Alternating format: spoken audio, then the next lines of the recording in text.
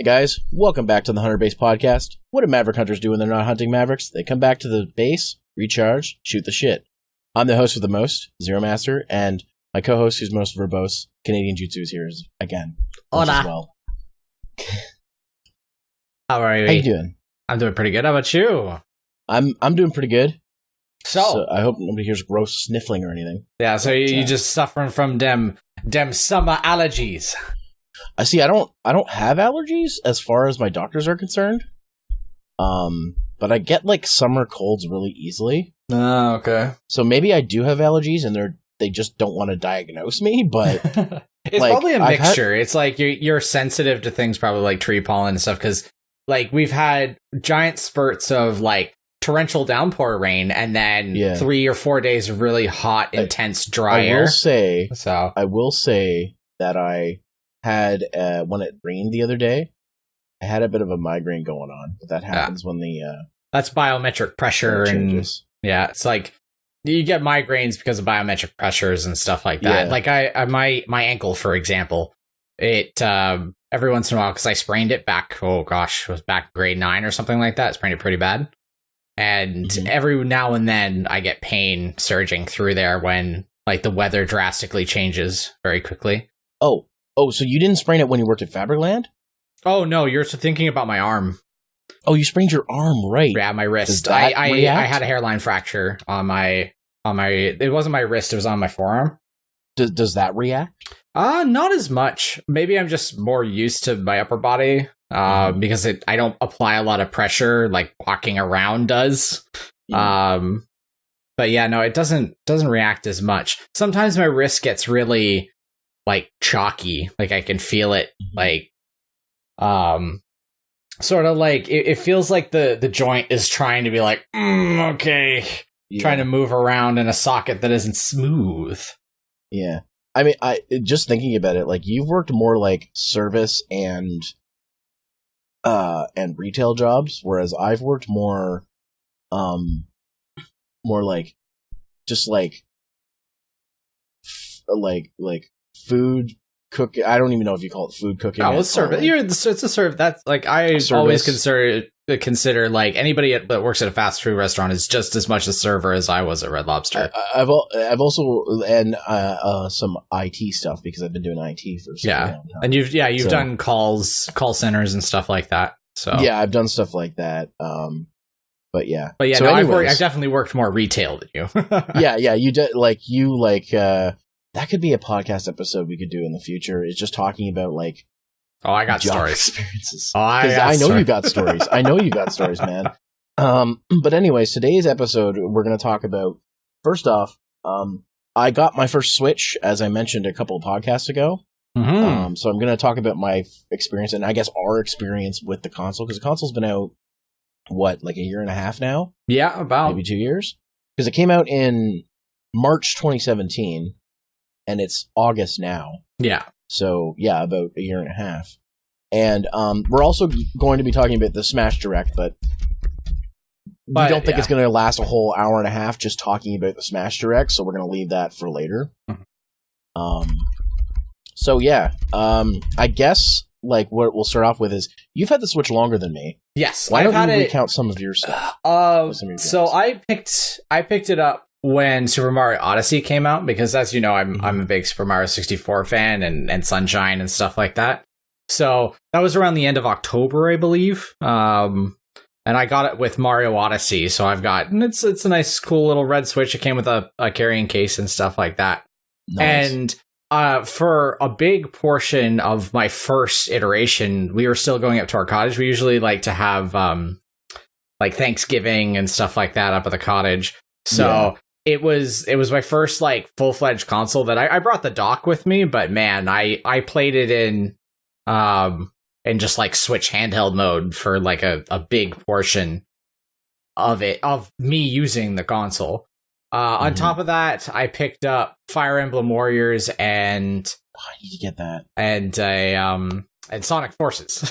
Those were the 3 games, and then I think the rest of my like library of games for a really long portion was actual like downloaded games. Because the Nintendo eShop, which is an awful piece of software. Oh my god. But they have a really good selection of really good indie titles on there. And it's just getting better.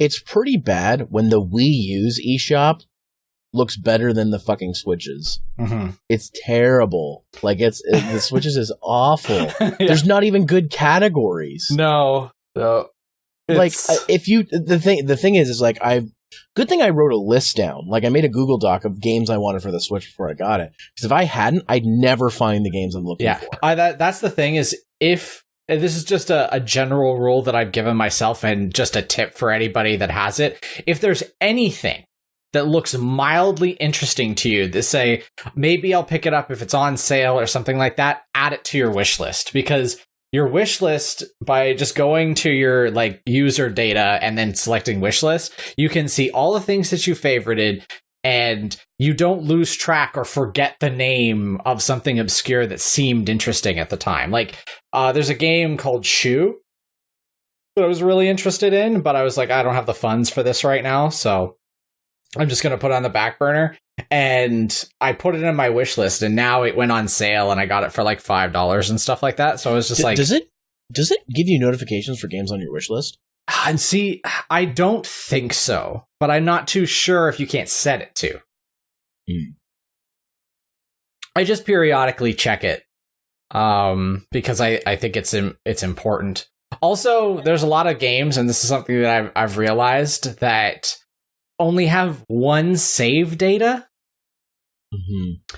I don't know if this is like a design choice, but just say I wanted to, like, because I'm currently playing Xenoblade Chronicles 2 now. Which is interesting because I was super excited. It's one of the reasons why I wanted to get a Switch is because I wanted to pick up Xenoblade Chronicles 2. But I haven't actually played it until now. So like almost 7-8 months later, since it came out, I'm finally playing it. But it only has one save file. So if you want to make a second save file, you have to make a completely new account. And that's stupid. It's stupid because at first I'm like, oh, it's because it saves it to the game cartridge or something like that. But no, it doesn't. It saves it in internal memory on your Switch. So I don't really understand why the game requires only one save file per account. So like I've been watching speedruns of the game recently, and like the people that do like some like the serious speedrunning, not just sort of like casual, like I'm just gonna do 1 or 2 runs, like the people that are trying to get world record pace, they have like 80 Switch accounts because they need to practice certain parts of the game. Mm-hmm. You know, and you're just like, I feel like that's so annoying. I feel like eventually I'm gonna have to make like a Switch account for Let's Plays because I don't want them to interfere with my main just playing regular plays. Yeah. Mm-hmm. What was it? But some of the games have it built in where you can make multiple saves, like Azure Striker Gunvolt. Each game has like 5 game saves. Yeah. So. And I got the Mega Man X collection, or volume 1 and 2, or volume 1 cartridge DLC volume 2. And they have multiple saves as well. Like, it depends upon the game, but like some of the bigger name Nintendo titles like Xenoblade, Mario Odyssey, which is crazy. Like you can still like make a new game. You just have to overwrite your old save. Yeah. Right. I mean, that's not too bad for some things, but if you want to keep like that old save file, you're basically making a new profile. Yeah, exactly. Like obviously when it comes to Xenoblade Chronicles 2, if I want to play a new version of the game, I either have to play on New Game Plus or make a new account. But interesting, just a side note about Xenoblade is I guess they knew that this was a limitation because they actually made an event theater so you could actually rewatch all the cutscenes or the cutscenes that you've seen so far, depending upon like how far you are in the game, because they're like, well, people may want to watch the story again, but they don't want to delete their save file. So here, let's put the event viewer in so they can just watch the cutscenes again. Yeah. Which I think is a good medium. At least they thought about it it wasn't just sort of like, well, you only have one save file, fuck you, like some other like games back on the N64 and like hell, like I remember Harvest Moon, Back to Nature on the PlayStation 1. Yeah, you saved your game to a memory card, but you could only have one save data on the whole memory card because it took up like almost the entire thing. Yeah. But like this, obviously we're complaining about like really small things when it comes to the Switch. That's in the grand scheme of things, it's not terrible. It's just something that's just a minor thing that's just like, really wish you guys would just fix this and we could move on. So you got the 3 games you got when you got it were Mario Odyssey, Sonic, and sorry, what was the other one? Fire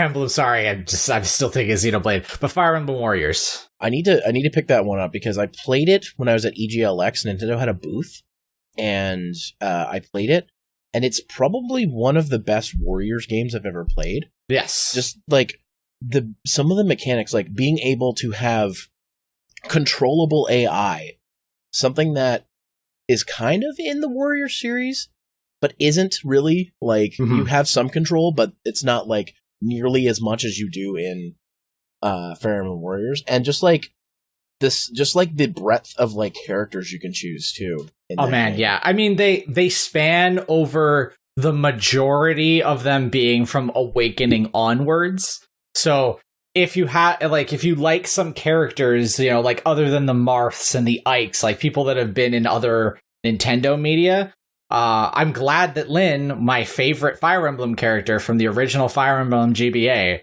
got in.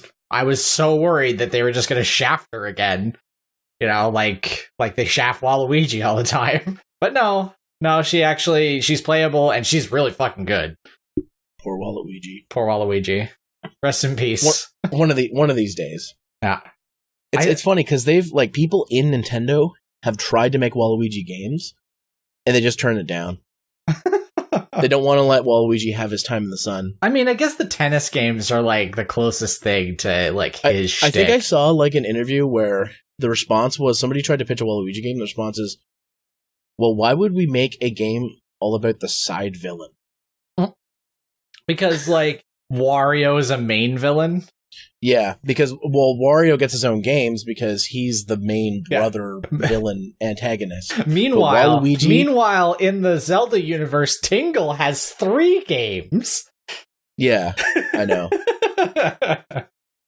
Yeah, we could bitch about that, but yeah, no, like when it comes to Fire Emblem Warriors, yeah, like you said, able to direct your AI to attack certain things, on top of it using the unique weapon system of Fire Emblem, which is, you know, axe beats sword, sword beats spear, and spear beats axe. That you can direct your AI to do it, and just say they're doing a real bad job. You can actually switch to them in the middle of combat, which not a lot of Dynasty Warriors I've played allow you to do. It's just like say, all right, they don't. You know, I'm just Lu Bu is being an idiot. Can I please switch to Lu Bu and make him super awesome? Because he's normally really, really good. The closest I've got to, and I can't remember which game did it, is when a certain story segment happens, it will automatically switch you to one of those characters. But it's not like instantaneous, right? Like you can't just be like, I want to play Cowpea now. Yeah, no, it's not like that, unfortunately. But yeah, I want it. It's one of the games that I've been looking at getting for the Switch. I have a long list of games I want to get. But with Monster Hunter Generations Ultimate coming out in 2.5 weeks. Yeah, I know. There's that. And Mega Man 11 coming out at the start of October. I'm just like, I need to save my money. And I think I talked about this the last podcast on, but I was been playing Octopath Traveler, and I recently picked up Code of Princess EX. Oh, you picked it up? Yeah, and it's really good. Whatever they did to make it like look that good, they like must have remade the game entirely. I think they did because when I saw the trailers, the frame rate is better. So I was like, they must have reworked this from the ground up. It's not just an up-res. Yeah, no, it's crazy fun. Oh yeah, and also it's co-op. So hey, wink your face. Well, maybe I'll have to buy it again then. Yeah, it's got online co-op too, so it's not like we have to be in the same room and stuff like that, which I think is neat. Also, I just got an update for this. World Ends With You Final Remix. It also comes out in October, so I can't wait for that either. Have you played? Have you played World Ends With You? No, I've been trying to get a copy of it. It's a rare DS game. It is a rare DS game. So, I mean, technically, I guess I could emulate it because I can emulate DS perfectly on my current PC setup, but you don't get the same feeling with that. So no, and having it portable, I'm really excited. Yeah. Like, it's still, I'm interested to see how they rework it so it doesn't require the touchscreen completely. Mm-hmm. Like, sort of like what like Okami did. I guess that technically it's in the reverse because Okami came out on the PlayStation 2 first, and then it was released on the Wii, and the Wii just made it incredibly good. But the problem with the Wii version was its frame rate suffered. The game played at like 24 frames a second and still dipped. So it was like a step back, but then they re-released it with like touch capabilities on like the PS4's touchpad in HD. Mm-hmm. And that was really good. And I think it's now on Switch too, and I think it has the touchscreen stuff that the Switch has. If I ever want to put my dirty, greasy fingers on that screen. Yeah, I've used a touchscreen a little bit. I didn't even know it was a touchscreen for a while, because when you first got your Switch and you came over, you weren't really using it. No, because I like, that's the thing is, I want to use it, but at the same time, there's not a lot of games that require like touchscreen capabilities. They don't like emphasize that you're able to do it. It's just sort of like an extra little thing. And actually, when you came over, I think it was for New Year's. Yeah, it was New Year's. That was my my first time using the Switch. Yeah, no, because you had it. You played the crap out of it too. Holy crap! I think I played like hours of Dragon's Trap on your Switch. And I think eventually, okay, it was Wonder Boy, not Dragon's Trap. I guess no, that's the Wonder Boy. I call it Wonder Boy 3, but like Wonder Boy 3 Dragon's Trap. Yeah. But yeah, and I was like, I was kind of concerned that how would I play this in handheld mode, because it's kind of big, and then I'm just like, no, it's really comfortable. Yeah, it's super comfortable. I play it on at first, and just with any of these types of devices, your like iPads and your phone even, you feel apprehensive of playing stuff on a bus. Just because you're like, oh, well, what if somebody snatches it from me? But I've gotten relatively used to it now. Mm-hmm. And on top of that, I don't know how many people I've felt like leering at me from behind watching me play, like games on it, which is probably its best feature, because like I work in a hospital setting. So like the only way to not be because you're always active, and the only time you get a break is you can just sort of like hull up in the break rooms and just like play your Switch and enjoy yourself for like 5 seconds, and then you can quickly turn it off and you can go somewhere. I feel like that's what I like about portable gaming nowadays, is like you're not stuck in the old loop back when you were like, 10 to 15, we're like, Mom, I just have to get to a save point, because obviously I was an RPG kid. So that was like I had to allot time and be like, well, if supper is coming around the corner, I can't go too far into the dungeon because I may not be able to get out. Yeah. I will say that I used my Switch when I had to go get my car e-tested. I played a ton of Kid Trick while I was waiting for that. I actually beat 2 hard levels I was having difficulty with while I was waiting in the waiting room for my e-test. And I also used it in a couple of other situations just to have something to play while I was doing anything. So yeah, it's very useful. And the nice thing about it is, if somebody sees you say like, wow, that's a really cool game, it instantly becomes a multiplayer console with the Joy-Cons. Mm-hmm. So if you have a multiplayer game, be like, hey, here's a Joy-Con, let's play. Yeah, it's one of those things where I've been meaning to pick up Mario Kart. Yeah, me too. But I have it on the Wii U, so it's one of those things where I know I'd get a much better like base of people playing if I did. But like, I have Splatoon 2, and that's my multiplayer game. When I just want to like dick around and splat some masters. Oh my god, Plague Road is $1.33 on Switch right now. Damn. I just opened my Switch up to get my games ready for when that's my turn to talk, and it's $1.33. It's like 90% off. Okay, sorry. I just noticed that. That's a game I've been looking at, so I'm It isn't now, once this podcast is released. Well, maybe it is. Who knows? This will be mine then, but yeah. So you also got Sonic Forces. Yes, I did get Sonic Forces. And how do you feel about that one? It's non-offensive. I hate to throw around this, but like this is like the biggest thing for me. You know, like games that are mediocre, or are some like bad, but they're not. They don't make me mad. I usually like to say that they're non-offensive games. Like if I were to rate something, it would be a good game, a non-offensive game, and a bad game. Right? There's not a lot of good things about it, but there's not a lot of bad things about it either. It just sort of came out.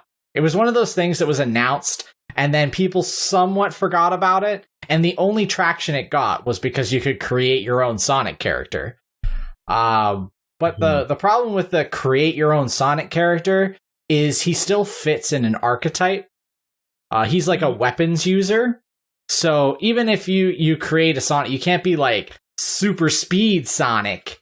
You got to be weapons expert Sonic in a sense, right? You don't get to choose the type of Sonic the Hedgehog character you are. Like maybe you could be like Tails and you could fly, or maybe you could be like Knuckles and be more of a brute and be able to climb walls and stuff like that. It's none of that. They're just like, here's your character archetype, because we don't want that character to outshine the other Sonic people. And then you're just sort of left with that. So you can make him as dumb or as good looking as possible. The story is incredibly forgettable, and I'm starting to get a little miffed at the fact that they're, you know, like Generations, right? Sonic Generations was like the big crossover between 2D and 3D Sonic, right? That like 2D Sonic is just like part of the crew now.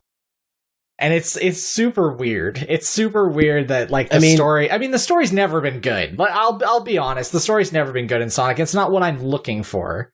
But if they want to make a sequel to Generations, why didn't they just make a sequel to Generations and include the ability to make your own character? I don't know. Well, it just seems that would have been a lot easier.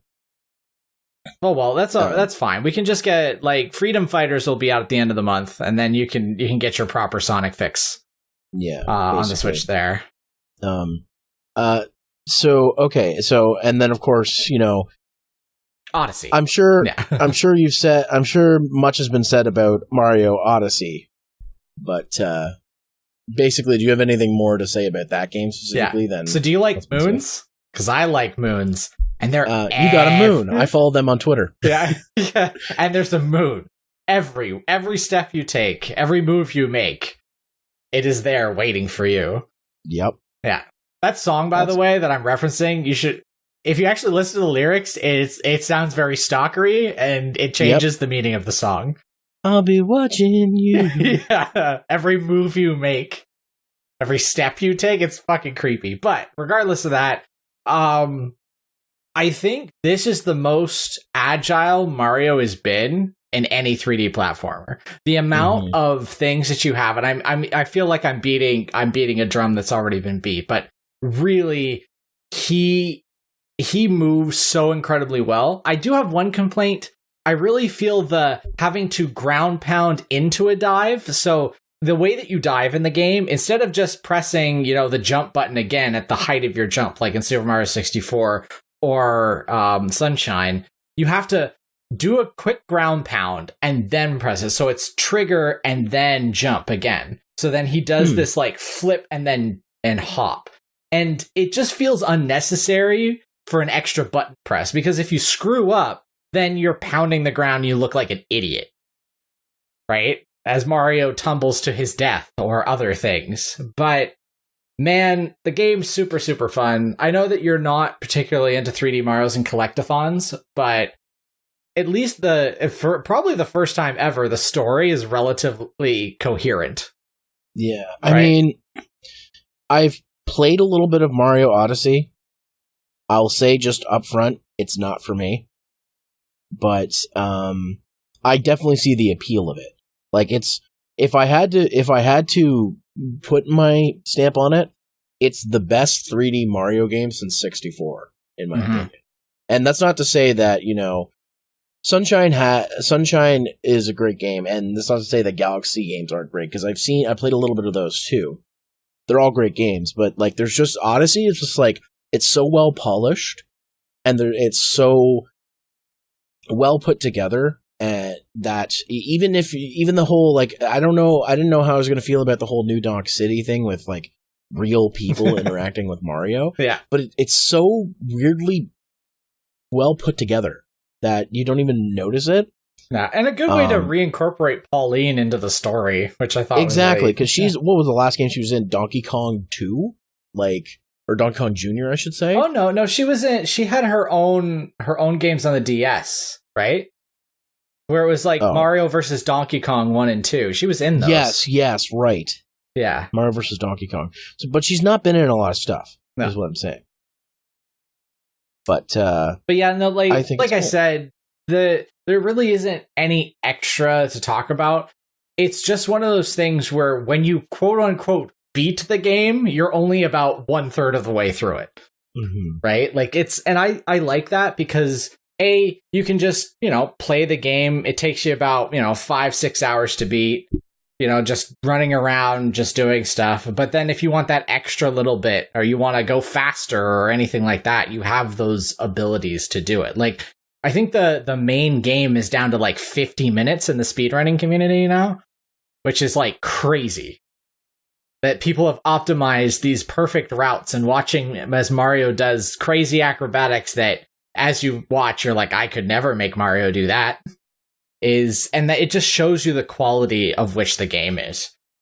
And man, they put a lot of effort. I mean, hell, the guy's got fucking nose jiggle physics. Oh my god. Did they call up fucking Sega shit for that? Yeah, thanks, Nintendo. It's like I'm just seeing the board meeting where Shigeru Miyamoto is just sitting there. He's like, but does his nose jiggle? Well, but sir, like we're planning another 100 moves, sir. We can't get the nose jiggling to work. He's like, let me call up Sega. Yeah. Hey, you know that thing you guys do with the boob jiggle physics? Can you make that work on Mario's nose?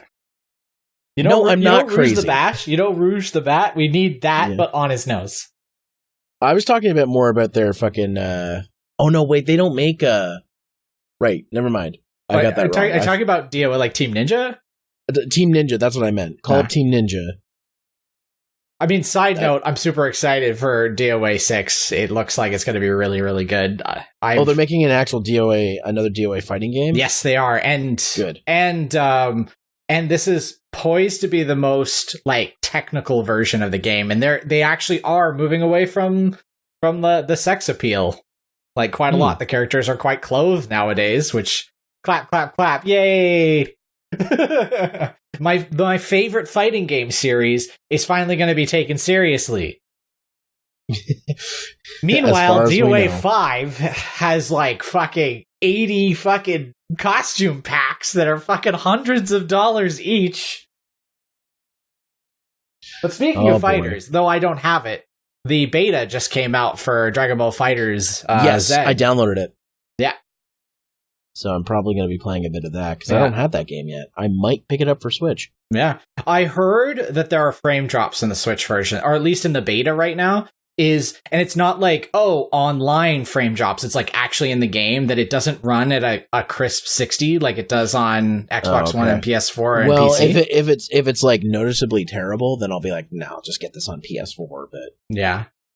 It's just one of those things where every once in a while, from what I hear, is it sort of jitters, and only like really trained eyes would probably notice. But like when it comes to fighting games where like inputs are like almost frame perfect in some instances, you probably are really hypersensitive to that type of stuff. So a word of warning, but remember, this is just a beta, so they may be able to fix it for the actual Switch release. Yeah, that's true. So I'll just get over I've only had the Switch for 3 weeks as of recording this, so I'll get over some of my experiences. First off, when I got it, there was a bundle deal going on at a lot of stores, but Best Buy had the best deal. You could get it bundled with a game for regular price, basically, or cheaper. They slashed the price on it. Nice. It was something like, I think it was like $3.99 plus tax, and mine came to just under $400 when I got it. So I when I got mine, I picked up my Switch and I got it with Splatoon 2, which was the Splatoon 2 was the bundle I wanted, but you can't get it anymore. Mm-hmm. So I'm just like, oh well, I can buy the Joy-Cons later, with the different colors. So I got that, and then I also had some gift cards from my birthday because I just turned 30, but a month ago now. Shit. And a bunch of people gave me gift cards for EB Games because people asked me what I wanted. I'm like, just you don't have to give me anything, but if you want 2 gift cards. So I got a lot of Subway gift cards and a lot of gift cards for EB Games. Nice. And at the same time, they were having a sale on at EB Games for certain games. So I picked up Sonic Mania Plus, and it was regular price, but it was $50, which is pretty good for. Yeah. It's the same price that Code Princess was. It was $40. And they had new copies of Mario and Rabbids on sale for $30. So I picked up a new copy of Mario and Rabbids. It's been hard to put all 3 of those games down. Yeah, right. I've been kind of rotating them so I can play other stuff. But like Splatoon 2 is really fun. The single player and the multiplayer is really fun. I'm really getting into it. I did a stream of Splatoon 2 as well, just to play with some of you guys. And let me just preface this. The only times in the time that I've had the Switch that I've had it docked is when I'm either going to record footage or stream. Those are the only times I've had it docked. Mm-hmm. Most of the time I'm playing in handheld mode. I didn't think I would play this that much in handheld mode, but I really do. Well, the interesting thing I think about that is for you, like the types of games that you particularly like, they have a very good handheld nature to them. Like, for example, I play a lot of RPGs, right? So yeah. I have Xenoblade Chronicles 2 and Octopath Traveler. I find that those games I've actually been playing more traditionally in the dock because, I don't know, maybe it's just because they're longer games. I do want to do longer sittings and actually play and feel comfortable. Whereas in like things like Mario Odyssey or Splatoon and Code of Princess, like they feel arcadey and you can sort of start and stop them at a whim. So they feel more comfortable just sort of lying back in a chair or like on the can or whatever. But yeah, no, there's certain games that I couldn't.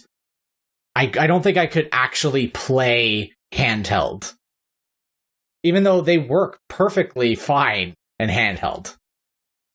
Like, I'm sure that Octopath Traveler and Xenoblade Chronicles 2 are awesome handheld. But, like, yeah. It shows you the difference in our, like, just as gamers, like, what games we like and what we do. Yeah. Because you like a lot of side-scrollers, a lot of, like, instant, like, level-by-level type of content. Exactly. So you can do that handheld stuff, and it's so easy when it's handheld like that. Right. Whereas in RPGs, yeah, it gets a little... Ugh. Yeah. I will say though, I know it's not really an RPG, it's more of just like a tactical type of game, but Mario and Rabbids, I didn't think I'd be okay playing that on handheld, but I really kind of prefer playing it handheld. Mm-hmm. My only complaint about that game is the levels are so long. Like World 110, I was like, oh my god, just end. I was like, I want to play the rest of the game. And it doesn't make it very easy to go back to the hub world in that game. So maybe it's because I'm early on. It's not like that, but yeah, I don't know. See, that's the thing. I can't remember because I never actually played it myself. I watched a streamer play it. And the other thing that kind of bugs me is there's no leveling system in it.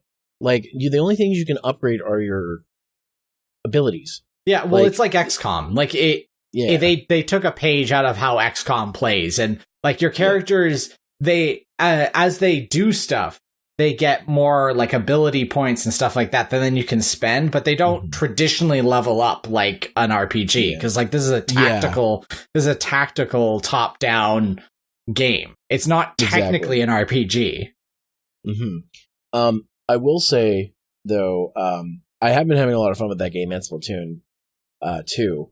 I'm playing a lot of that game. But Sonic Mania was the first game I played, and holy crap.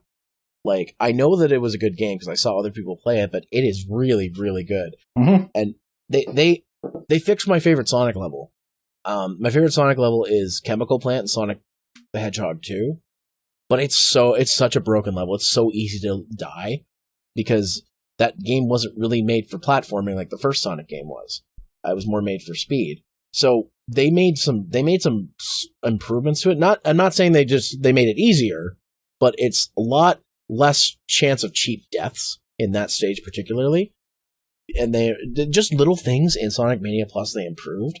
Like, it's just it's a really good game. It's probably going to be one of my favorite Sonic games, up there with Sonic Colors, because it's so well polished, and Sega did what they should have done years ago and got people who make fan games to make the games, because they know how to make the games better than apparently the people who work at Sega now.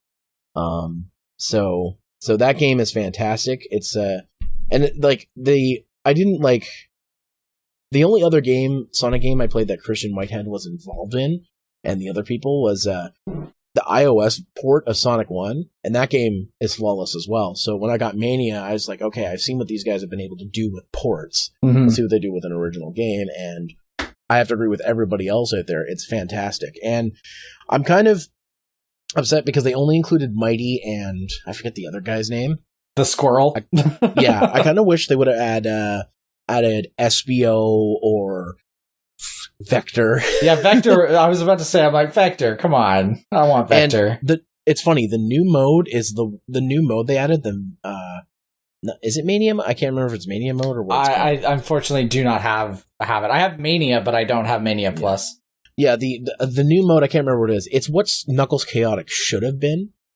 Whereas instead of using this weird ring connector thing, you just switch between characters as you're playing on the fly. The new mode they added. So you pick two characters and then you play through the game. I think the levels are different with both characters, and you switch on with them on the fly. So if you want to play a playthrough with Sonic and Mighty, you can do that. Cool. And I think it's really neat what they did with it. So Sonic Mania, can't say enough good about that. They're the first digital game I purchased for this because it was on sale, and I do have, probably by the time this podcast goes out, my Quick Hunts review for it's going to go out. Kid Trip. Kid Trip is it's an endless runner game. It's made by like two guys, so it's definitely an indie game. It's only got 20 levels, so it's not super long, but that game I played a ton of in handheld mode when I was in waiting rooms and stuff like that. It's just like it's an endless runner game that adds some stuff that I haven't seen in other runner games. Like, for example, you can adjust your speed, which a lot of endless runner games don't let you do. You have an attack, which again, a lot of them don't have. And you can do things like, if you time it right, you can bounce on the water and stuff like that. So if you miss a jump, you're like, oh shit, I'm going to fall in the water and die. If you time it just right, you can bounce across the water like a mountain stone. So, it's a really neat game. They actually just released a sequel last month called Miles and Kilo, which actually does even more crazy things with a platformer and runner game. Like, I don't know too many runner games that have boss battles, but they added boss battles in it somehow. So I'm probably going to pick that one up eventually. But I think to celebrate that game coming out, they put the first game on sale. I got it for like $2. So it's a neat game. If you want just like a short and sweet, quick little like runner game, it's fun. And something else I want to mention about the Switch console itself is the inclusion of My Nintendo Rewards. Just for like both physical and digital games, you can get My Nintendo Rewards on.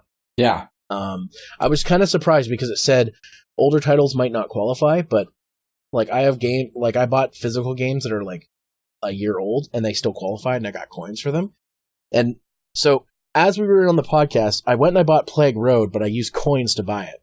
and I still have coins left over. So I just got this game for free, basically. Nice. Actually, I think I have about $10 worth of coins now. Yeah, I'm like, I'm waiting for like that one indie title where I'm like, yes, this. Probably, like I said, it's actually probably going to be Freedom Planet, because I've been holding off on getting Freedom Planet for a really long time, but I think now is the time. I have it on Wii U, so I probably won't pick it up again unless it's on like a super discount. Mm-hmm. But yeah, Freedom Planet is one. I could talk about Freedom Planet, but Hollow Knight. I've been playing Hollow Knight. Hollow Knight. When they released Hollow Knight for Switch. That's one that I've been like, I need to get that. Yeah. All right. Let me grab my Switch because it's nearby. One other game I recently picked up when I was in Toronto. I got Azure Striker Gunvolt starter pack. It comes with the first 2 Gunvolt games. Mm-hmm. And it's made by the same team that made the Mega Man Zero games. So it's very Mega Man Zero-esque, like its art style and stuff.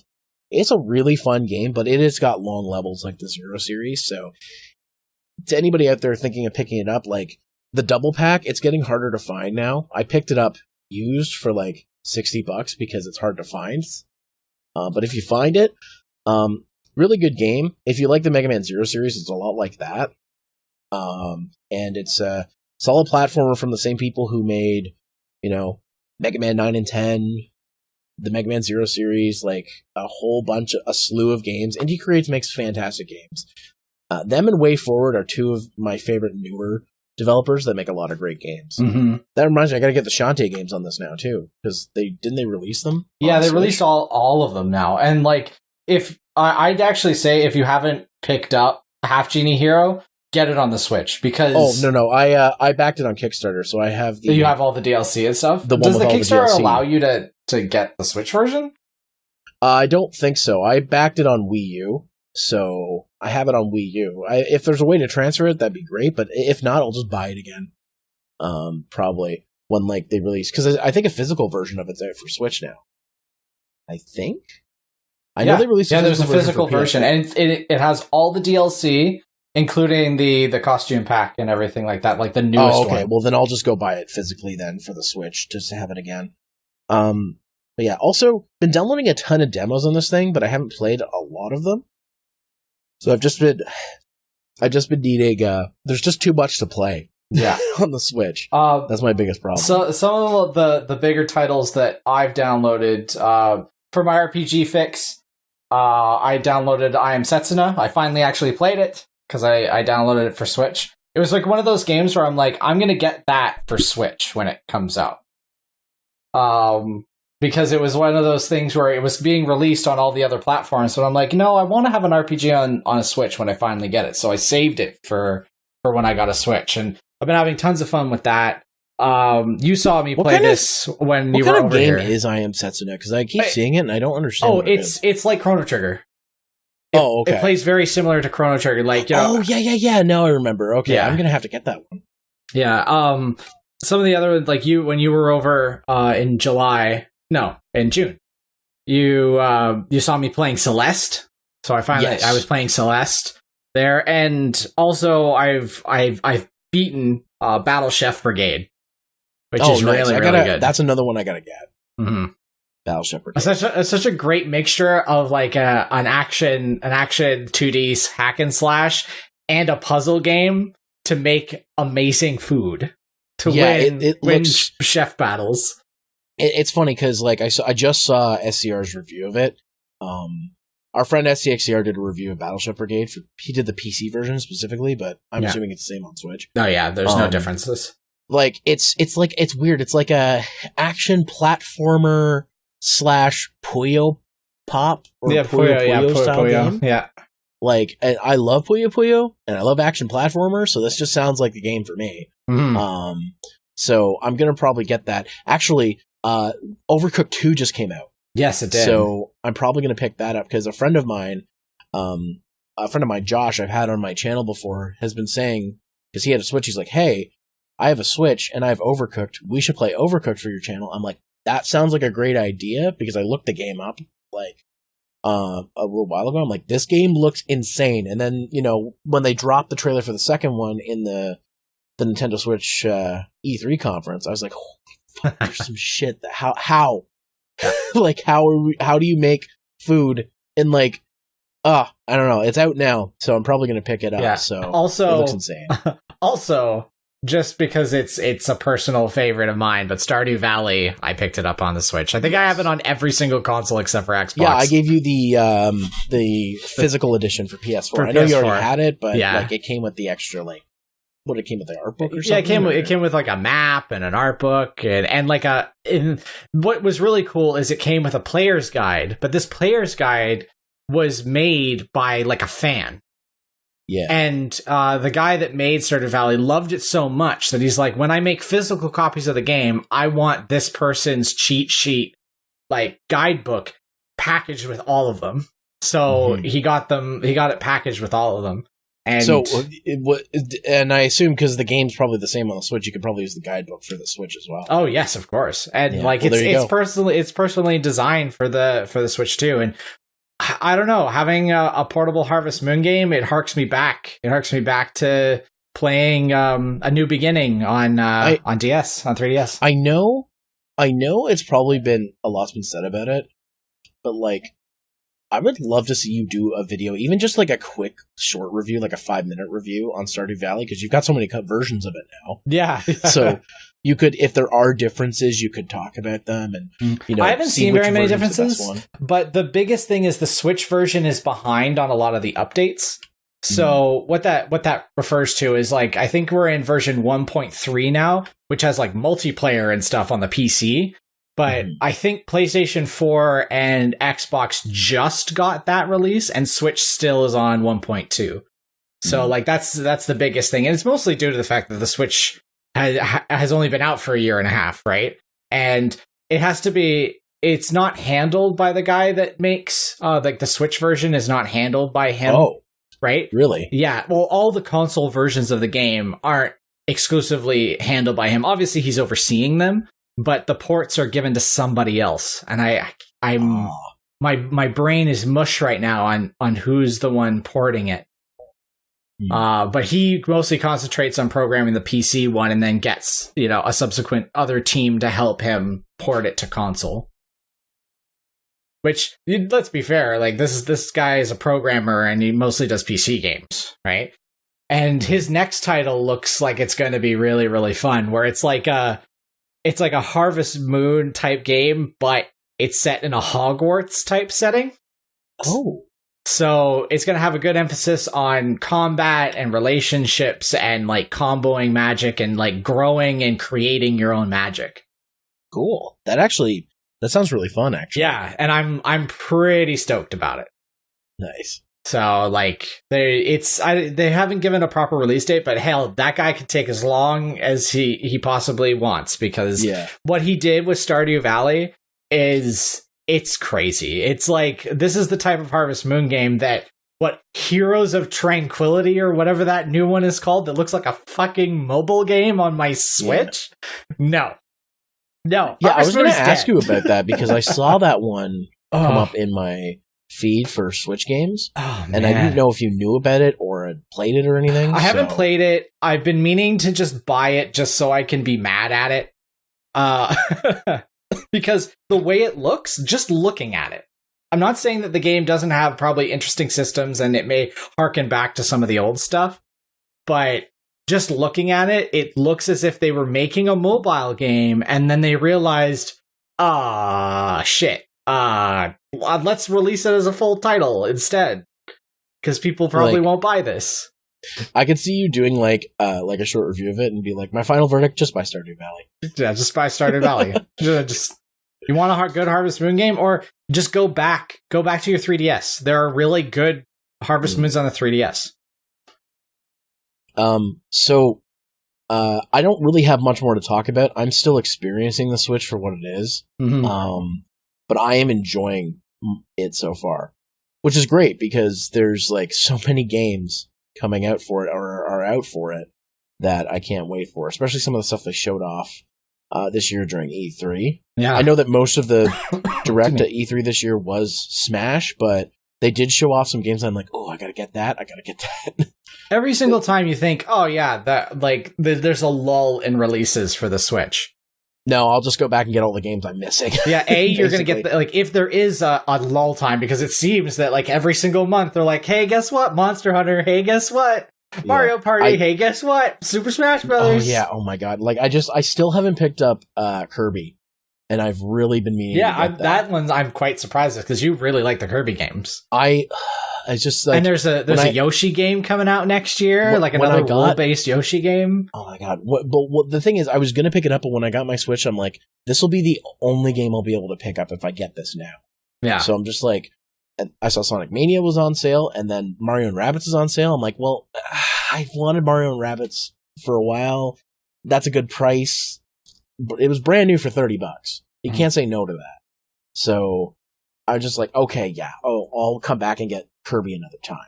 So I am going to buy it. I promise you.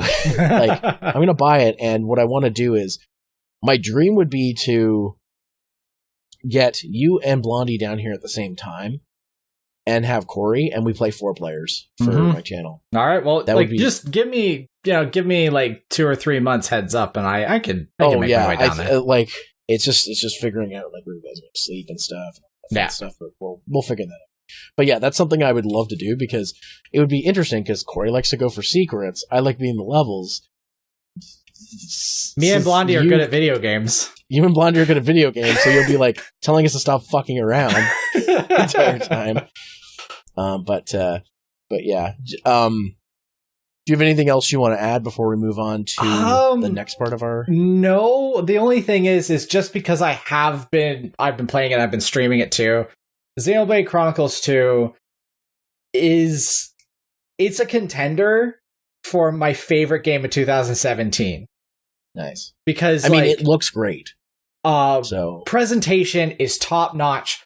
The hardest hurdle to get over is the combat. The combat is one of those make or break things. And at first, it felt, this is always nostalgic for me, because this type of combat is a lot of like the character. It's not an action hack and slash game. It still has like, it's still live action, but it's got some like turn element type of deal with it, right? Where it's methodical. It actually plays like an MMO in some instances. Whereas in like, you only have like actions, like certain actions at certain times after you do a certain amount of auto attacks. Like your character will just automatically attack, and then you can combo into your special moves, and you can rack up sort of what they call breaks. And then I think it's break, topple, launch, and smash.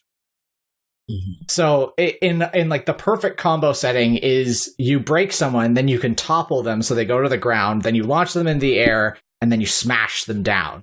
And then that just like does a shit ton of damage. And a lot of the combat is very methodical and slow paced, but there's a lot of shit happening, so you don't feel like it is.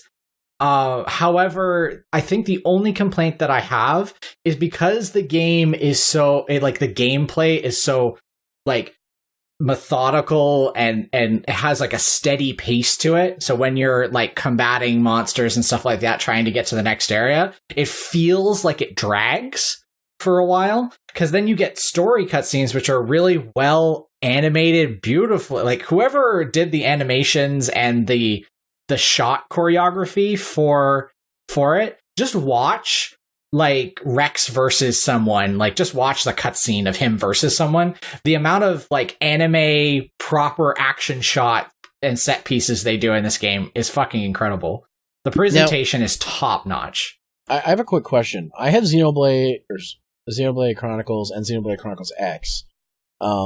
Is it in the same time period as either of those games, or is it like before or after? Like, I know Xenoblade Chronicles X is far in the future. Yeah. And the original Xenoblade Chronicles is just when the whole thing happens, like the whole planet and everything. So how I break them down is all of the Xeno games, this includes Xenogears for PlayStation 1 and all of Xenosaga volumes 1 through 3 on the PlayStation 2, is they all take place in the same universe, but they take place at separate times throughout like the millennia of the Xenoverse. So we'll actually just call it the Xenoverse in this case. Mm-hmm. But the Chronicle games are more connected to each other then they are connected to Xenogears and Xenosaga. I was gonna say Xenosaga is like each one's a sequel of the previous one. Yes, like it's all one big story, yeah, it's one big story, and it's at the very beginning of the timeline. So if you were to space the timeline out, it goes the Saga games, then it's Chronicles 1, then Chronicles 2, then Xenoblade Chronicles X, and then Xenogears. Xenogears is at the end. Xenogears is at the end. So it is all the same franchise then, because that's what was confusing. Because some people were telling me it's not, other people were. I don't know. Well, like I said, like each version, like if you were to compare Xenosaga to Xenoblade, the games play completely differently. Mm-hmm. They still have a lot of the melodrama and the mechs and everything like that. Whereas in like Xenoblade Chronicles, sort of focuses more on weapons than it does on like special weapons instead of like special super mechs and stuff like that. But they're sort of self-contained, but there are hints to like bigger things. Like it's a small spoiler, but there's a guy named Durham that you come across, and you ask a playwright at some point in the story to be like, oh, could you write a play about the exploits of Durham? Because, you know, he's a legendary figure in this story. Then we're talking like hundreds of thousands of years later in Xenogears, the play of Durham is mentioned in that game. So they do these little tie-ins that are so inconsequential that it feels like they're just like tips of the hat rather than them actually being like continuital. So you could argue both sense, because there's thousands upon thousands of years separating some of these events. You could say that they're their own franchises, really, that they're not connected. But the same writer has been making these games for a really long time in like either high writing capacity or in low writing capacity. Like he sort of hops around and is sometimes like the lead writer, and sometimes he's just an additional writer and stuff like that. But man, if you want a game that is simultaneously breaks your heart but is also anime as fuck, play Xenoblade Chronicles 2. I cannot. If you are anywhere interested in JRPGs, this was the first incredible JRPG for the Switch, and then to be followed up with Octopath Traveler right after, you know, like Jesus, like the Switch. I mean, holy crap, the Switch is turning out to be the place to go for good JRPGs, for Christ's sakes. Because Tales of Vesperia is coming out, and if you haven't played Tales of Vesperia because it only came out on the 360 here in North America, get it on the Switch. I rented it, so I'm probably going to get it on the Switch when it comes out. I'm going to get it on the Switch. You know what would really make it the go-to RPG system?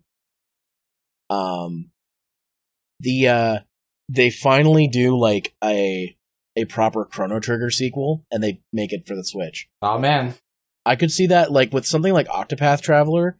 I could see them doing it in that style, where it's sort of like new style but old style. Yeah, it's 2D, you know what I mean? But in a 3D-oscopic type of way. Like the colors in Octopath Traveler are crazy, though. It does kind of feel sometimes that it's bloom effect to the max. They try and hide some of the stuff in the foreground because it's pixel art, right? So they try to hide it with like strange lighting or fuzziness. So it does sort of feel like you're looking through a magnifying glass, and you're like, or actually probably the better thing is it's like you're looking through a camera lens, but it's got like wide angle on, so it sort of fuzzes out the outside, and you're like looking at the characters directly. But yeah, no, I am quite vexed by Xenoblade Chronicles 2 right now. That's good. So now that we're an hour into the podcast, let's move on to the Smash Direct that just happened not too long ago. Smash. Are we talking Detroit Smash? We talking Texas Smash? Delaware Smash? Maybe even a Carolina Smash? I don't know. Actually, you know, like from what they showed off, I'm saying United States of Smash. of the like United States of Smash on this one. Just like straight up final blast, super attack, straight to the nads. I mean, I'm pretty much the new Smash is going to be a day one pickup for me. Yeah, it is. Like after what they showed off, yes. And I will say, like I wasn't when they first announced it, like that it was happening, and I saw the improvements they were making. I was like, okay, so this is like there's a lot of skepticism that I thought that this was going to be just like an upgraded version 4.5. Yeah, which in some aspects it kind of is, but at the same time, like it is. Like that's the thing that I have to preface is the game looks like it because there hasn't been the jump in graphics that the other Smash has. Like just think of like Super Mario 6 or Super Smash Brothers 64. Right, I think it was just called Super Smash Brothers. Now that I think about it, yeah. Then to Super Smash Brothers Melee. Then to Brawl, like you see the graphical jumps. They must be new games. And the same thing even with the Wii U, because then it's in HD. Yeah. But now it's difficult to see whether or not it really is a jump, but it is. Holy crap. Like, yeah, it is. Like, I mean, it's like graphically whatever, but like it actually looks like they made a ton of improvements to the gameplay that it just seems like it's not just Smash 4, like the new Smash 4. It's like it's the next Smash game. They just used a lot of assets from the last one. Yeah. Everyone is here. Like everyone is here. Except Waluigi. You've seen that picture where Waluigi's holding his cap down. It says everyone is here. Yeah. He's just over it. So let's just get into let's just start off by like what they revealed. So finally, my boy Simon Belmont is in Super Smash Brothers, and Richter. And let's not forget Richter and Richter Belmont. As an Echo Fighter. I love how his intro is. Be gone, monster! You do not belong in this world. That was my favorite thing when they put that in. It's just like, but yeah, like it's man, it's like people were like, Konami's not going to do it. It's Konami. We know that they just want to save Simon Belmont for Pachinko machines, but no, they totally. Sakurai's probably like. Yo, thanks for Captain N? So when is Captain N in this? Right, because we have all the Captain N characters now, so Captain N needs to be in this game. Oh my god, if they make alternate costumes for... Because I know one of Mega Man's colors is his Captain N color in Smash 4. Nice. But like they need to make alternate colors for all of them. There needs to be a Simon Belmont where he has the fucking costume, the pretty boy costume, and then put Captain N. He looks like an aviator rather than an actual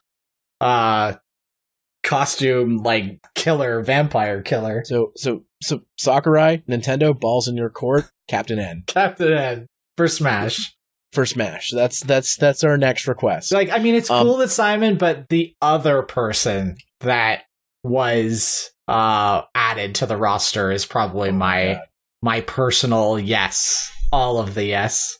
It also makes me happy, and it also makes me happy for the future, because if they make another Donkey Kong Country game, they got to bring the Kremlins back. Yeah, they do. Like so just to say, King K. Rool is going to be in Smash as well. Also, can we also point out the DDD troll? Which is the most amazing, the most amazing, just like 30 seconds of my life in the past little while of just like, oh man, so fucking good. I love that. I love that like DDD, because he went from being a villain to now being like a cohort of Kirby.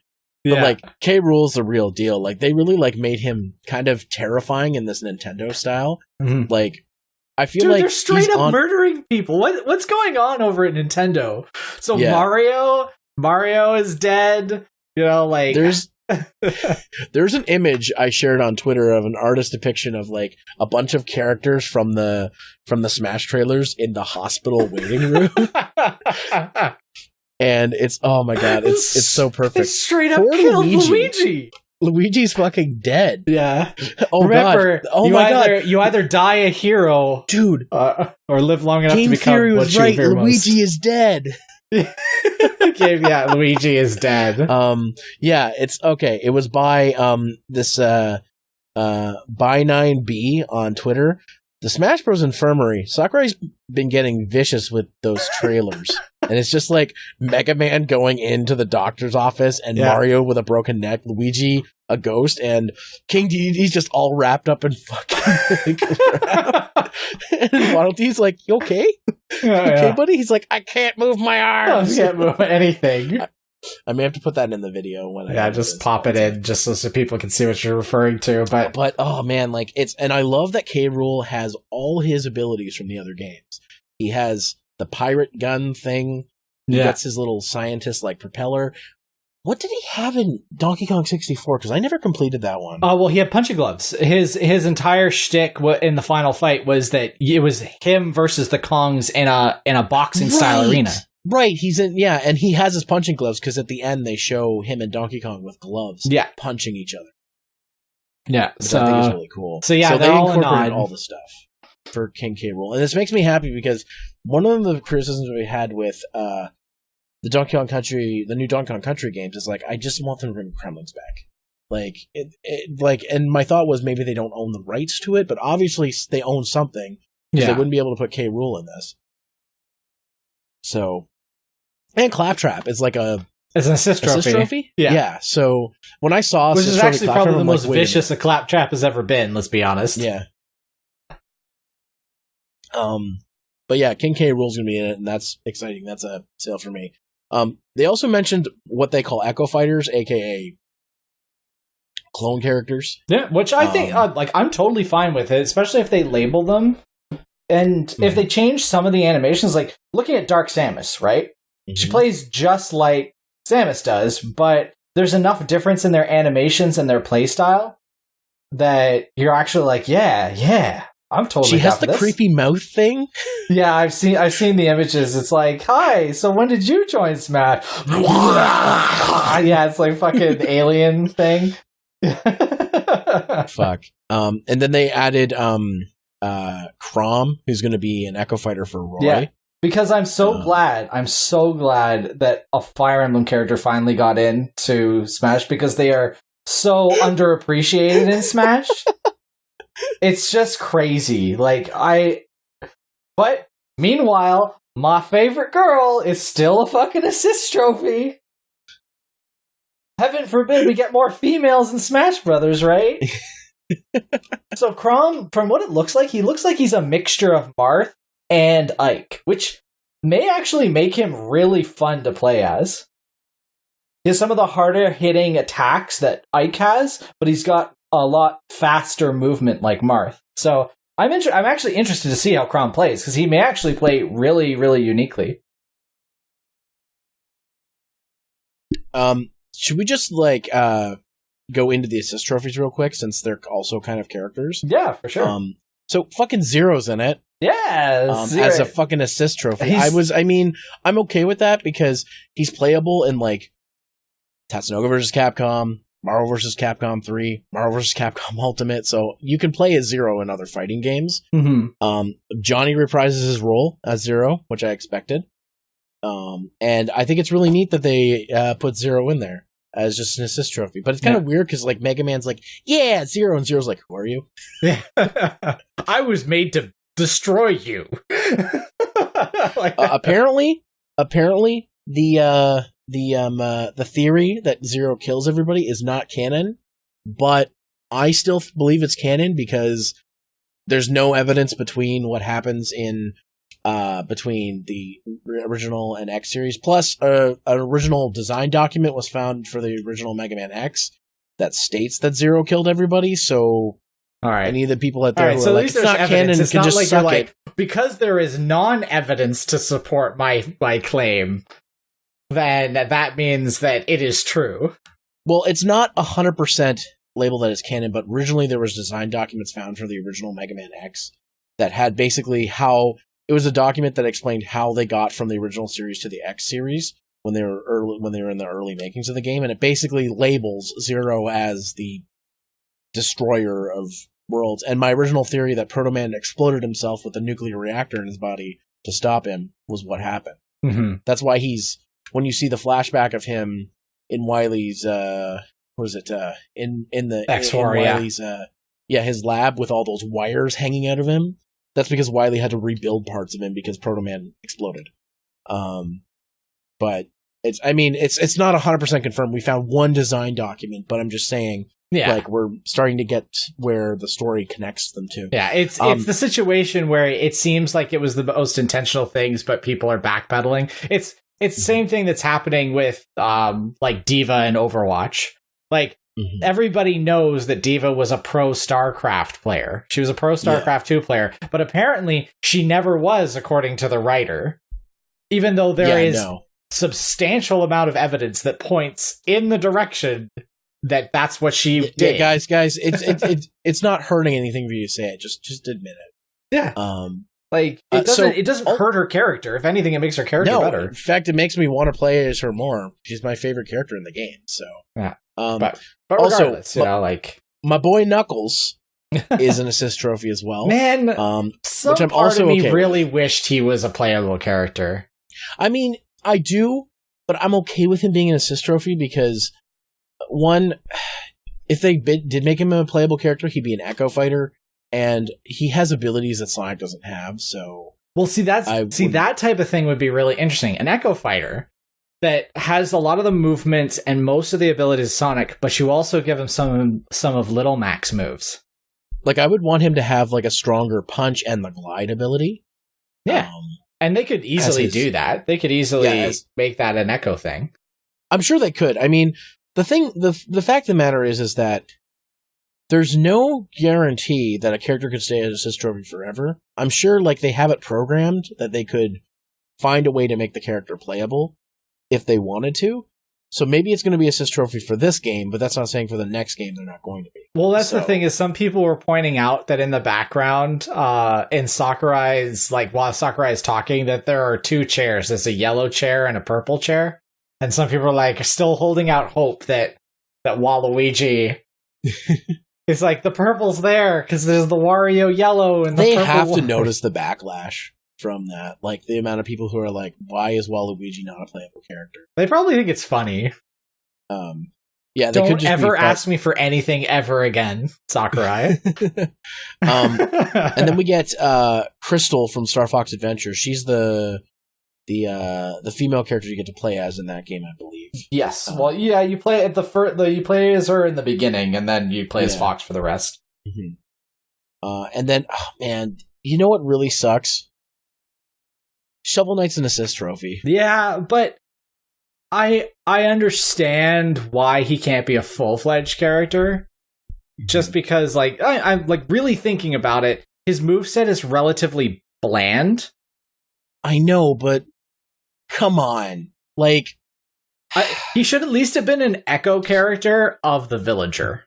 That's how I would have done it. Yeah, that would have been perfect. And he has the little pogo stick thing that he does with his shovel. Like, that would have. But like he's gonna be a good assist trophy. Like, I really feel that, like, that's a good third party character to have as an assist trophy. It's like Bomberman, right? Like like, as much as you want Bomberman to be a full-fledged character, he fits a much better role as an assist trophy, really. That's true. I agree with that. You know, I do want him to be a full-fledged character, but I do agree with that. So there's two giant assist trophy characters. One who's actually also a boss. Yes. If you haven't had enough Rathalos is in fucking Smash Brothers. I can't wait for Rathalos to be in everything. So I can't wait for Rathalos to stay in the sky. Get out of the sky. But it's so weird. Like, Rathalos is everywhere right now. He's gonna be the worst boss. He's gonna fly the whole fucking time. Did you fight Rayquaza in fucking Brawl? He was not fun either. Man. Fucking okay. I'm happy that Monster Hunter gets representation in Smash Brothers. I would have preferred they had used Monster Hunter as a character. Yeah, but unfortunately, Infinite got that, and you know, like, they don't like bleed over a lot of the times. Like, Ryu is probably the only actual fighting game character that's ended up in Smash. Yeah, that's true. I mean, until Goku comes in. Yeah. Well, apparently Sean Schemmel said that he has not been approached to voice Goku in the game. Goku when? But why? I don't see. That's the thing. I don't particularly want Goku in Smash. I think he's not a video game character.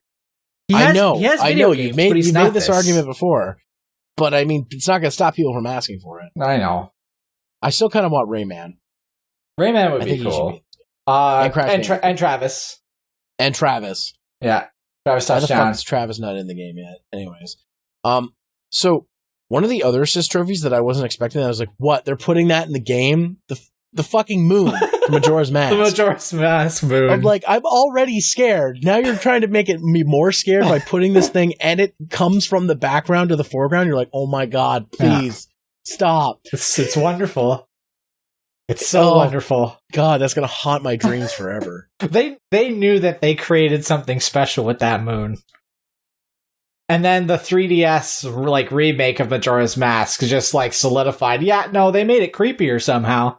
You thought the 64-bit graphics is what made it creepy. No, it's just creepy all around. Exactly. So that's the biggest stuff. There are a lot of enhancements they made to the game. My favorite enhancement right out the gate: chargeable final smashes. Yes. Holy I like that. Holy cow! That is the most amazing thing. And to preface this also is, though they are chargeable, they are not as strong as the actual Smash Ball counterparts. I think that would be broken if they were Smash Ball levels. Yeah. So, but still, holy shit! Finally, we have special moves that we can charge up, and it doesn't feel like you're always fighting for a stupid ball, and then one person gets the final hit, and then they just get it, right? Yeah, when I saw that, I'm like, that's a really good feature, because one of the things that sucks about getting, the Smash Ball, the great thing about it is when you get it, it's awesome, but sometimes it doesn't come up enough. Sometimes it comes up in a match tons of times, and other times it comes up maybe once, and then it goes somewhere where nobody can reach it. So I like the idea of having a Smash meter. It adds a little more. It adds a little more to the game. It adds strategy. It also makes you afraid of certain characters, when certain things happen, right? And if you're feeling as if you're not doing enough damage, or you're not getting that clincher hit, if you can do it with a smash, like a final smash, that's really cool. That is really cool. For characters that lack really good launching abilities, some are really good at damage, like Zelda, for example. She has some really, really powerful moves. You can rack up a ton of damage, but landing her kill shots is very, very difficult.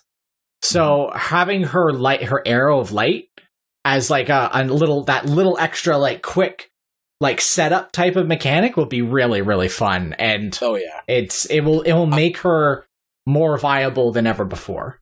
I've been thinking in my head what options I could do with this new ability. Of course, it's going to be hard to say because they're not going to be the same as the Smash Ball smashes. We're going to have to wait and see what they. Yeah. They're going to have the same animations from what it looks like. It's just they don't for example, if it's, we'll use Marth, because Marth has that one hit almost like home run bat hit that he does, right? It's like a critical hit that takes away everybody's health, and if they have over 20%, then they just go flying and die. I have a feeling that instead of them going and flying and die, the only time that would actually kill someone is if it's over 100% or something like that. Yeah, exactly. But yeah, that's really cool. I can't wait to play around with that, with having chargeable smash meters. Of course, it's not available in every mode, but you can turn it on, when you want to use it. So that's really neat. Yeah, I hope it becomes a tournament standard that's on. Yeah, that would make tournaments a lot more interesting for me. So the breadth of content they added. So let's just stages. Let's see. They've got 106.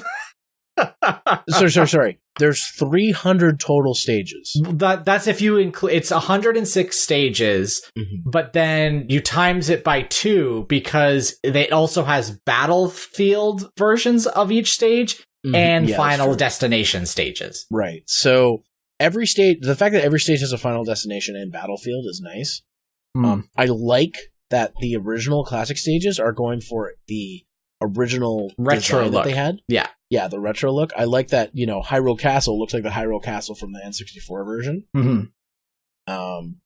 And how about stage transitioning? Like that's another thing where you can set it so like halfway through the battle or at random the stage will just change. Mm-hmm. That's really cool. That's really cool. Some of the new stages they added is Dracula's Castle, which has a chance of getting Dracula as a boss. Yeah, sort of like the Mega Man stage that has the devil, the yellow devil. Yeah. And then there's New Donk City. Yeah, which was I expected that to be a stage actually of all the Odyssey things, where the characters start singing and playing the Odyssey theme as you like walk by them and touch them. Exactly, and now you can turn hazards and bosses off if you want to turn that off. Though to be honest, I'm going to leave them on. So I think it's fun. Oh, well, yeah, when there's a big group of us playing, like, yeah, that type of chaos is fun. But, like, if we wanted to have proper one-on-ones every once in a while, like, it's sometimes you get cheated out by the stage when, like, because I remember when I was facing off against Corey one time, like both of us. Yeah. Like a 1v1, like, I understand the whole, like, turning that off. Like, no items, final destination, stuff like that. That makes sense. But, like, when I'm playing, like, part of the fun, because I still see Smash as a party game, part of the fun of it is, you know, I'm playing online with you guys, and then somebody activates Nintendog. And we're just like, who activated Nintendog? Yeah. It's a different dog this time. But I think that was announced during the original Smash thing at E3, where they're like, every game has a new dog, and this time it's like a Pomeranian or something like that. God damn it! It's poofy, fluffy doggy. So there are over 900 tracks of music, 28 hours of continuous music in Smash Ultimate, and they made a dedicated music player. Which also works if you put your Switch in standby mode. Yeah. So you could take your Switch out in your awful, ugly purse and listen to your Smash music. Hell yeah. Man. If this isn't another indication that I need a man purse, I don't know what. Or a fanny pack. Imagine your Switch in a fanny pack. I like that all the stages contain all the music tracks from the franchise. So if you play Hyrule Castle, you might not just get the Hyrule Castle. You can choose the other themes, like the main Breath of the Wild theme and stuff like that. Yeah, exactly. That's pretty neat. There's a lot of music. There's so much. 28 hours! If they made a collector's edition with, like, soundtrack on disc, it would be like a 90-disc set. Well, that's the thing, is they'd actually have to put them on Blu-rays. Yeah, they'd have to be Blu-ray audio, which not a lot of audio players play right now. Yeah. So, oh, man. So, I mean, there's a bunch of new Pokemon that they've added. All the previous ones are back. Friggin' Alolan Executor. I'm more terrified of Mimikyu, to be perfectly honest. Mimikyu? Yeah. That thing is terrifying. Just giant Shadow Arm comes up, grabs Mario, and then just eats him. And then, like, other Alolan forms of Pokemons, like, for example, like, Vulpix, you can get both the regular, the fire one, or the Alolan, the ice one. Yeah. And they do different things. Like freeze you. Because we didn't need more, we needed more Pokemon that do that. So yeah, that's really neat, that they're adding more Pokemon to the roster, because Pokeballs are usually a sought after item. Like, when I would play with friends and we wanted to turn some items off, we would leave. Sometimes we would do matches where only hammers and only Pokeballs, and often. Mm-hmm. Those are some intense matches. Another noteworthy Pokemon is Ditto. That's really interesting. They finally did the Ditto transforming into the Smash character. It sort of acts as like a pseudo assist trophy for a bit. Yeah. So that's really neat. And then the most anticipated, the most exciting item that has ever been added to our video game. The one item that will make us throw controllers. Here comes, ladies and gentlemen, the banana gun. Oh. I was going to say, they added Death's Scythe to the game. Yeah, that instantly kills you if you're over 100%. I'm like, that's like Oh man, like the hammer is bad enough, but now you've added death sight to the game. Yeah, fucking death sight and a banana gun that can kill you instantly as well. Oh my god. Which hits like a home run bat from what it looks like. Oh Jesus. I can just see Matt be like, okay, shooter, guys. Though. Like, it's you shoot it once and then you throw the banana peel, so then it just becomes I can't wait for people to be like, okay, guys, items on often, but only death scythe and hammer. Yeah. No. I want just banana gun. Just and that's all you're allowed to do, is you're only allowed to shoot people with banana guns. But what if none drop? You just stand there and wait, I guess. Well, that's what I'm saying, is only banana guns, drops often, and then you just wait and you hope that they drop, and whoever runs and grabs them first. Exactly. It's like doing an entire match with only Falcon punches. It's like the Link bomb matches. Yes. Where everybody can only press down B. See, this is the type of stuff that I love about Smash, is you can make crazy stupid rules. Exactly. And it's still fun. Yes. Like it's Smash is a game that never gets old for me, but it's one that like I have a hard time playing alone. It's so much more fun with friends. And just stuff like this. They put things in these games to be like, people are gonna have fun fucking with their friends with these. Yeah. Meanwhile, in Mario Party, everyone has to work together. Except for the new one. Hopefully. I'm still waiting for the bullshit. As much as I'm super excited for Super Mario Party, there's this thing in the back of my mind. I'm like, they're gonna fuck this up somehow. Yeah, I'm sure. I just love when they released Mario Party 10, they did the advertisement, the ultimate game where you hate your friends. I'm like, no, you don't. Not in that game. Not in that game. Everybody's together in a cart. There is still ways to fuck with your friends in Mario Party 9 and 10. It's just not as fun. Yeah. It's not like old school cutthroat. And so just luck-based. a few more things that are left to talk about with this. Classic mode makes a return, which I'm happy about, because I like Subspace Emissary and all that stuff, but classic mode, like just having like a general versus that was in the first game, I'm glad that's back. Yeah, but there's there's something hidden behind something pixelated, so we may get Emissary back. Maybe. That'd be nice. Oh man, I want to see Solid Snake interacting with an Inkling. I want it to happen. What's this crazy squid thing? I mean, David Hayter is reprising his role as Snake, which is like crazy. Like he actually, what are these? He actually went to Twitter and said, "Everybody, don't worry, I'm coming back. I've already been recording stuff." Oh, okay. I just managed to be like, Otacon, what are these things? Are they kids or are they squids? Yeah. I think they're a mix of both. But let's be honest, I prefer squid. Well, I think they're kids. Who puts kids on the battlefield? I believe they're actually squids. But it looks like a kid. I can see the funny interactions. Oh man, god damn it! And I think also Pit and Palutena have that too. So yeah. So imagine during the who's Palutena, and during the Codex call, Palutena comes onto the comm because she can break the fourth wall because she's a god. Which, let's be honest, is pretty funny in and of itself. It's like you create a god type character, so of course she should be able to break the fourth wall. Because I could just see Snake being like, "Oh my god," and Palutena being like, "Watch your language." You rang? You rang? Wow, how did you get this communication? Well, I am a god.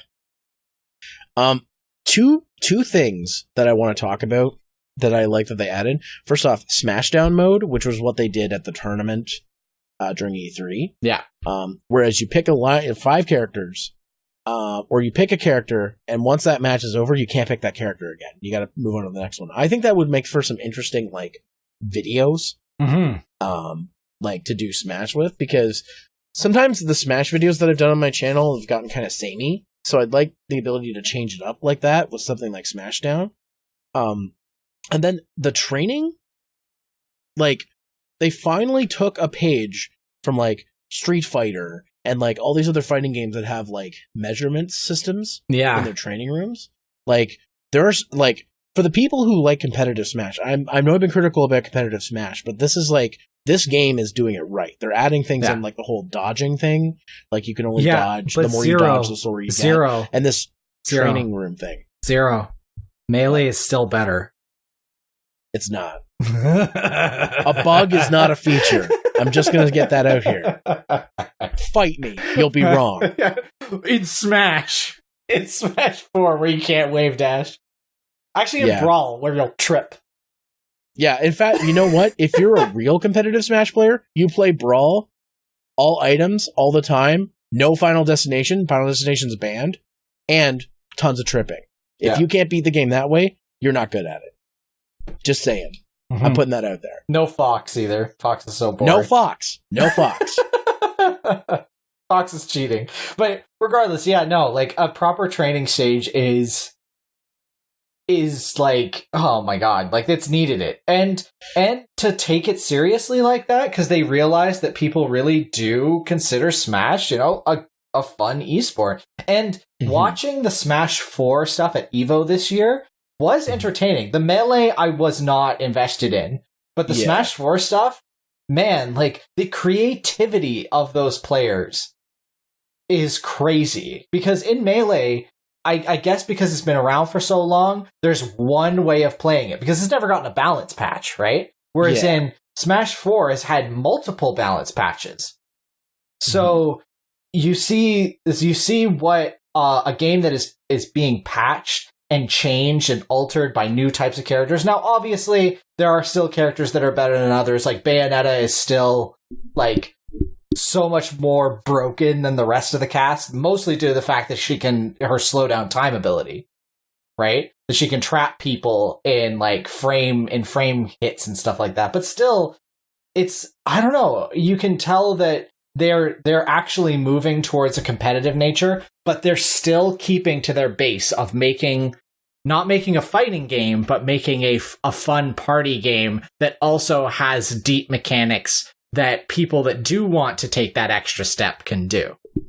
Right? It's like a Mario Tennis Aces. On the surface, it's just an arcadey tennis game, but then when you watch people that are really good at it, you realize the nuances and the small things of what that game is capable of doing and making incredibly fun to watch and to play matches. Mm-hmm. And that's what I like. Like it hasn't lost its party game luster, but it's also tried to incorporate the people who are like, no, there's a competitive community for this, and we'd like you to like take that more seriously. That's what I think. It's serving both sides of the coin. Now, of course, there's always going to be people who complain there's no wave dashing, but again, that's a bug, not a feature. So I think the dodge mechanic thing that they showed off during E3 is like that's a good trade-off because it's a risk-reward system. Mm-hmm. Because the more you dodge, the slower you get. And you could see if you watch the E3 Smash tournament, people were getting used to the dodge and they were using it way too much and they were getting slower and they're like, oh shit, I can't keep doing this. I gotta stop dodging this way and start playing the game slightly differently so that, I don't waste that. It's like, it's almost like it's your dash or dodge or whatever it is in reserve and you gotta be careful to use it sparingly. Yeah. So that you're not, overusing it. And that's the thing that I hate about wave dashing is because if you play somebody who plays competitive Smash, it's not fun unless you also play competitive Smash. Yeah. I played a free tournament last time there was a tournament here in town, and I just got annihilated because I'm like, I don't wave dash. I just play the game the way that I play any of the other Smash games, and you have to play it that way. Well, that's the thing is like what wave dashing does for some people that may not be understand the term that we're using is it's a glitch that puts you in an invulnerable state that happens whenever you roll. So just say you shield yourself and then you roll, it puts you into an invulnerability state and then you're supposed to go back into shielding right afterwards. Right? So the idea is to quick roll to get out of like hairy situations or smash attacks and stuff like that. But if you do it at the same time that you hit the ground, then certain characters, not all characters, but certain characters, if you shield and then do the action and then unshield, it makes them glide across the ground, but they still have the invulnerability state and they're able to retaliate right afterwards. Whereas in before it was shield, roll, shield, and then you could attack. It just completely removes the two shield parts and just makes you invulnerable, and you skid across the ground. And certain characters go farther, some go shorter, and some just can't do it all. Like Bowser can't wave dash, and that's not true. He can, but you don't have the human reflexes to allow him to. Yeah, and that's my thing, is that it's like, I don't consider it competitive play when you have to use an exploit to be competitive at a game. Like, it's speedrunning, that's a whole different thing. Yes, their whole thing is about finding exploits to make the game go faster, but, like, if anything, in every other competitive game out there, using an exploit, or in most of them, using an exploit is considered, like, you know... Yeah, like, for example, infinites.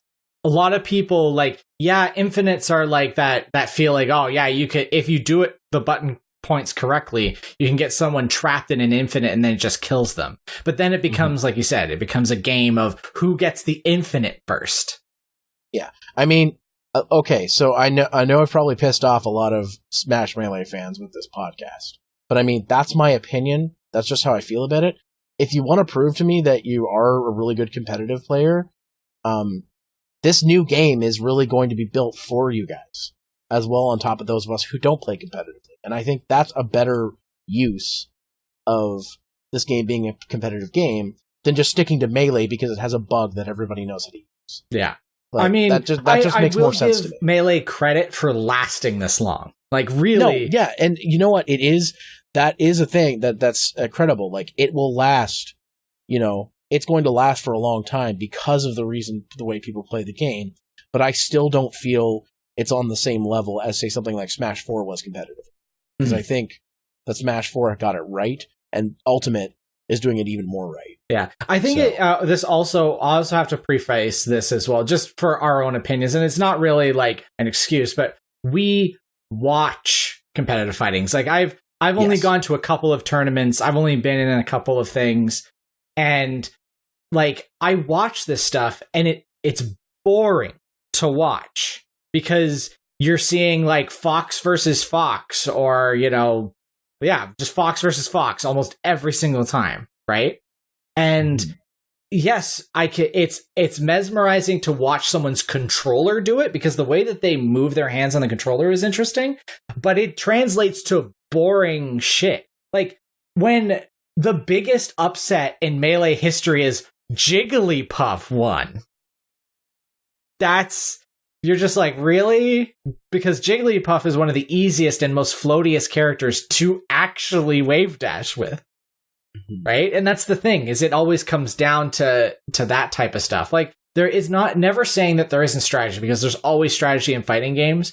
Like, even some of the more minute things become like important. Like, one of the biggest things in DOA is it's a punish system.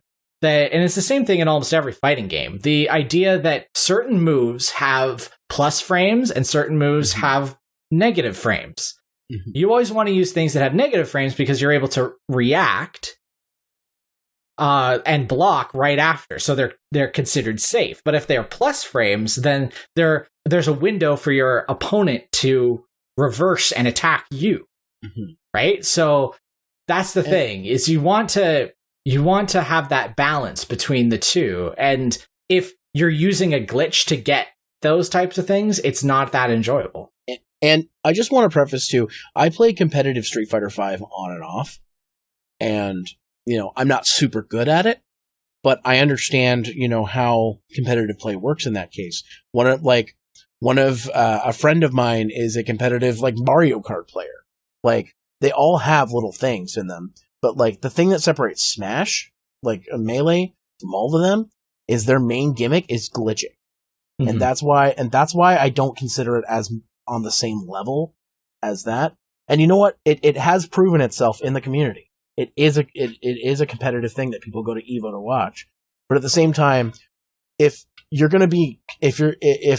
people looking at this game be like, well, it doesn't have wave dashing, so I'm not going to get it, then that's a really, really poor reason not to invest in a game that's trying its best to make competitive fun. So if there's anyone out there who has that feeling, please give me your thoughts on why you think wave dashing is so great and why it should be in the new game, and see if you can change my mind. Because like another example is, it's as if, like, think of it this way: when people complain about that, it's like people complaining that Street Fighter V doesn't have like cross X attacks. You know how you could charge those black moves and you could like make someone topple? It's like complaining that Street Fighter V doesn't have that. Mm-hmm. It's like, well, then go play Street Fighter 4 because that was Street Fighter 4's mechanic. Exactly. Or play Ryu because Ryu has that attack in Street Fighter 5. Games change. Games improve over time. And you know what? They're not always going to include everything we want, but at least they're trying something different. And they're trying to be, you know, and with this game, again, it's trying to appease an actual competitive market. Because as much as people want to say that Smash 4 was not as good as Melee, it had a strong competitive following, and the only reason it's going to be gone is because Smash Ultimate's coming out. Yeah, but we'll just look at the top most watched Evo tournament, finals tournament this year. It was Dragon Ball Fighters. Mm-hmm. That was the thing that drew in the most crowds this year. A fighter that came out of nowhere, that improved upon the tag mechanics that Marvel vs. Capcom should have had in Infinite. And it's just like there. It proves its point. You know, just making a better version of something that is already there. And it doesn't rely on cheap infinites. Mm-hmm. And 16 had was really cheap in the early versions of Dragon Ball Fighters. Android 16 was a boss back then, but they've nerfed him, but not enough that he isn't a viable pick still, right? It isn't like they took the character and then smushed him into oblivion like some fighting games do. Yeah. Like, and the same thing with Rashid in Street Fighter V. Like, he used to be really, really good. But, but then I remember that. Yeah, but then they dialed him back a little bit, but he still played in the top 8 because he's still interesting as a character and fun to watch. Yeah, I remember when that happened because a friend of mine in the competitive scene here in town was a big, like, Rashid was his main. And then when they changed him, he's like, all right, I'm going to take some time. I'm not going to go into tournaments for a while. I'm going to relearn this character and then come back just as strong as I was before they changed it. Mm-hmm. So, because just like certain frame things that, like, I don't even think of with that character, because when I play as Rashid, I'm not good as it. Like, certain things I don't think of. There's the same concept I get when I play as Ken. Like, no, because Ken's my main, by the way. And I know that a lot of people will be like, oh, you play as Ken as a main, whatever. But, like, I understand the character, how he works in Street Fighter V now compared to how he works in the other games, and what I need to do to play as him. I'm still not that good compared to actual competitive players, but I've gotten a lot better since I found, like, my, you know, where my... You chose a character to actually... Well, a character I actually was good with. Yeah. So, and that's where it is. So, anyways, I don't want to make this drag any longer because we're already... Yeah, we went into just sort of the fighting games, just sort of end off the Smash stuff. But it's important, so that's why. Yeah. Oh, yeah, because, like, this is what this Smash Direct really showed off, that they are making not only a really fun party game, but they are also making a competitive game, and it's the next evolution in Smash. And I can't fucking wait. And praise be to Sakurai, the poor man. It looks malnourished and needs some sleep.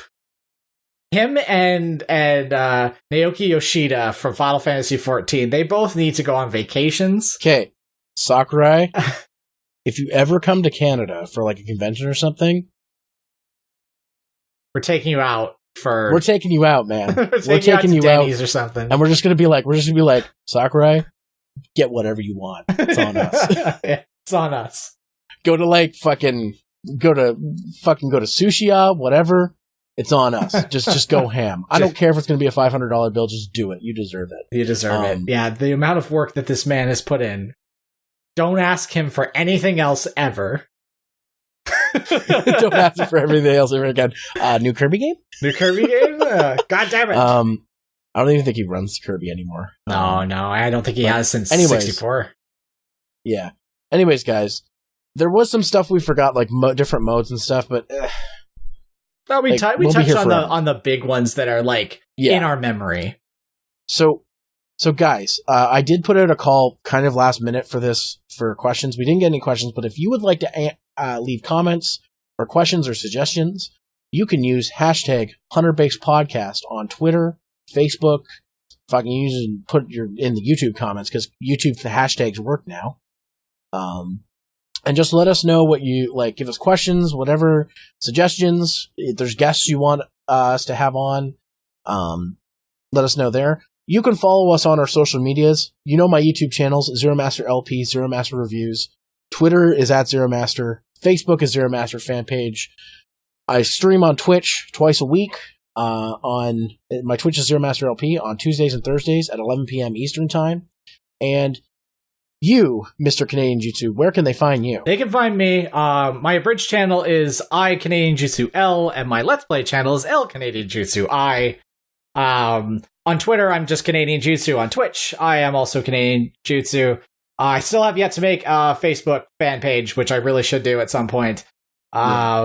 And yeah, just anywhere I'm Canadian Jutsu. Crazy enough, I was able to garner the market on Canadian Jutsu very, very early on. Mm-hmm. The only other thing is I recently made a video for River City Gamers. So head on over there. It was me fighting against none other than our big buddy Rathalos, who's in every single game now in Final Fantasy 14. If you haven't had enough Rathalos. Yeah, if you haven't had enough, I fought him. in Final Fantasy 14, and I did a bunch of editing. It's really funny. It's tongue-in-cheek. I have a lot of fun with it. And by the time this comes out, my Quick Hunts review on Kid Trip for the Nintendo Switch, my first Nintendo Switch review, will be out by now on Zeromaster Reviews and RiverCityGamers.com. So you've seen the loss of virginity right there. That's one virginity lost. That's one more virginity lost. That's not the one I wanted to lose, but okay. But yeah, so that should be up then. So anyways, guys, that's going to do a podcast. One more thing. I'm still trying for iTunes. I still can't get through, so I'm considering Spotify as another podcasting platform for us. So if you got Spotify, keep an eye out. So anyways, guys. When I was on Spotify. Anyways, guys. That's going to do for the 100 Base Podcast. I am Zeromaster, and I'm Canadian Jutsu! And we'll see you guys next time. Have a good one. Goodbye. Stay frosty.